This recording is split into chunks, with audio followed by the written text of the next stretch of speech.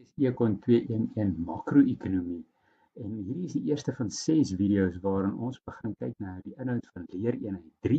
Dit is hoofstuk 6 in Fourie en Burger en ons kyk nou na die aanbodkant van die makro-ekonomie. Nou in ons Keynesiaanse model, en dit is nou alles wat ons gedoen het in hoofstuk 2 tot 4, die 45 grade lyn, die ISLM en die ISLM-BP, het ons pryse in ag geneem, want ons het gepraat van reële besteding en die reële vraag na geld. Maar ons het nie die prysvlak as deel van die model gehad nie, en daar was geen inflasie in ons model nie.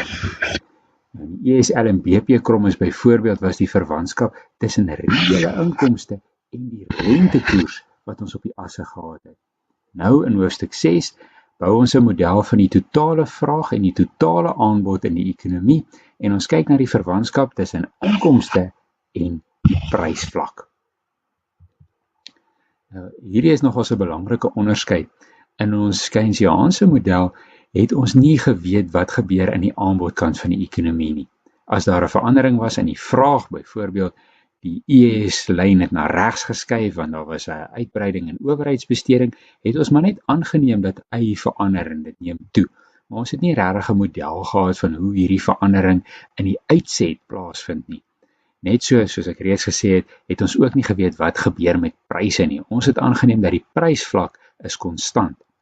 Nou in die AD en die AS model gaan ons dit verander.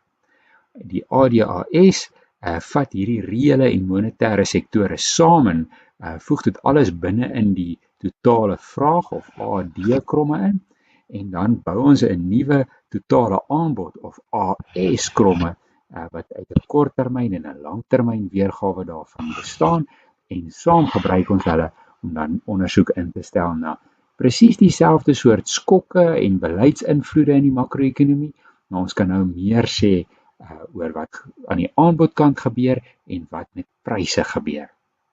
So in die video wat volg, gaan ons nou net eers kyk na die AD-kromme en die een daarna na die AS.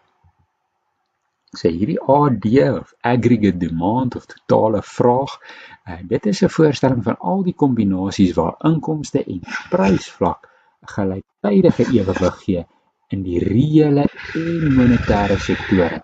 So ons vat nou die ES en die LM en gooi dit saam om die AD-kromme te vorm. En daar's 2 maniere om dit te doen. Ons gaan vinnig na al 2 van hulle kyk. As ons die 45 grade lyngrafiek gebruik, kan ons sê dat daar is aanvanklik ewewig hierso teen 'n vlak van Y0 en dit word daar geassosieer met hierdie vlak van besteding, verbruiksbesteding, investering, owerheidsbesteding, uitvoer minus invoer, en daar is 'n konstante prysvlak P0. En ons het daar te doen dus met reële besteding, want ons deel deur die prysvlak.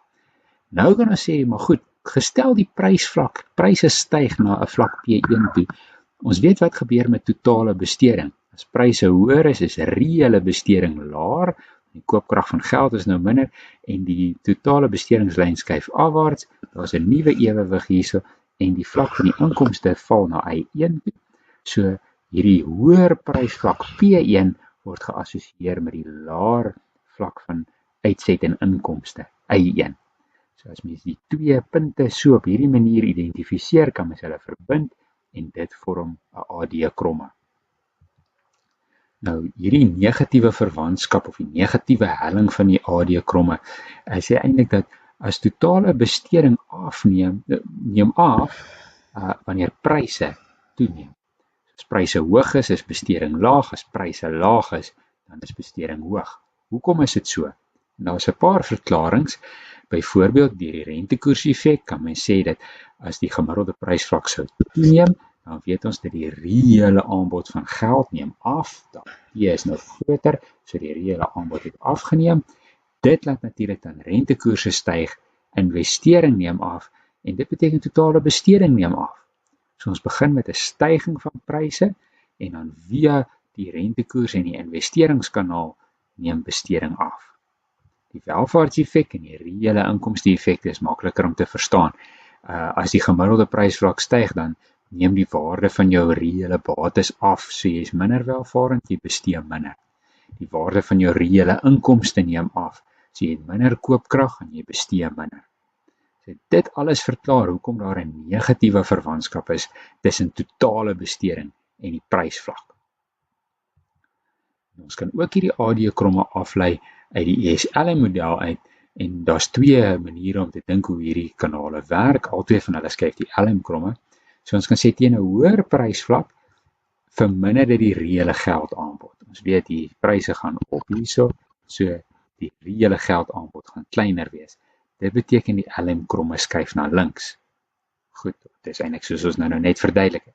Of ons kan sê teen 'n hoër prysvlak is die nominale waarde van transaksies meer. So jy moet meer kontant hou om dieselfde hoeveelheid transaksies te doen. Die nominale vraag na geld neem dan nou toe, en dit skuif die LM-kromme na links. So hoe mens ook al daaroor dink, jy begin hier teen 'n ewewigsvlak met 'n inkomste van I0, en dan, omdat pryse styg, ons weet pryse gaan nou op, skuif die LM-kromme na links. Dis dan of deur daai afname in die reële aanbod van geld, of deur die toename in die nominale vraag na geld, hoe dit ook al sê, die LM skuif dan na links. Daar's nou 'n hoër vlak van rentekoers, maar dit maak nou nie saak nie. Ons stel belang in hierdie laer vlak van inkomste wat geassosieer word met die hoër prysvlak. Selfe beginsel, mens verbind die punte, dit gee vir jou 'n AD-kromme. So wat laat die AD-kromme rondskuif, die kromme as 'n geheel na links of na regs skuif? Basies alles wat 'n invloed het op besteding. So onthou die ES en die LM gaan absoluut oor die bestedingskant van die ekonomie of die vraagkant. So as iets 'n invloed op dit het, gaan dit ook 'n invloed hê op die AD-kromme. So as besteding toeneem, byvoorbeeld owerheidsbesteding neem toe of investering neem toe, dan gaan die AD na regs skuif. Goeders wat besteding laat inkrimp, gaan die AD-kromme na links laat skuif. So enige rondskuiwery van die onderliggende faktore wat besteding sou beïnvloed ook die AD-kromme. Ons het 'n voorbeeldjie daarvan. Hier is nou ene van 'n verandering in die repo-koers, en die grafiek wys hoe die skuwe van die ES en die LM en die BP eintlik gereflekteer word in skuwe van die AD-kromme. Ons het nog nie 'n AS hier nie, ons weet nie hoe lyk die aanbodkant van die ekonomie nie, maar ons weet, gestel daar's 'n toename in die repo-koers, die LM-kromme skuif hier ver na links. Ons begin by 'n ewewig hier by punt 0, ons skuif na 1 toe. Rentekoerse het nou kwaai gestyg, en dit beteken investering neem af, besteding en inkomste neem af. Ons is hier by punt I1. Nou, daardie skuif van die LM-kromme word net so gereflekteer in hierdie skuif van die AD-kromme. Daar skuif die hele totale vraag ver na links, so dieselfde inkrimping sien mens hier in die totale vraagkromme. Daai ewewig wat ons hier gehad het by I0 en die ewewig daar by I1, dis die LM het geskuif, maar natuurlik die AD-kromme is maar net 'n ander formaat daarvan. Dan, ons weet nou hierdie stygings in die rentekoerse het nou 'n hele kettingreaksie tot gevolg, wat dan uiteindelik daartoe lei dat die LM-kromme weer 'n slag terugskuif. In die sekondêre effek van hierdie impak is hierdie skuif na punt 2 toe. Rentekoerse daal weer 'n bietjie, investering neem weer so bietjie toe, besteding neem 'n bietjie toe. Daardie skuif hierso is presies hierdie skuif hier, die AD-kromme beweeg weer bietjie na regs. En ewewig hier by punt I2 is dan nou op hierdie grys stippellyn AD daar.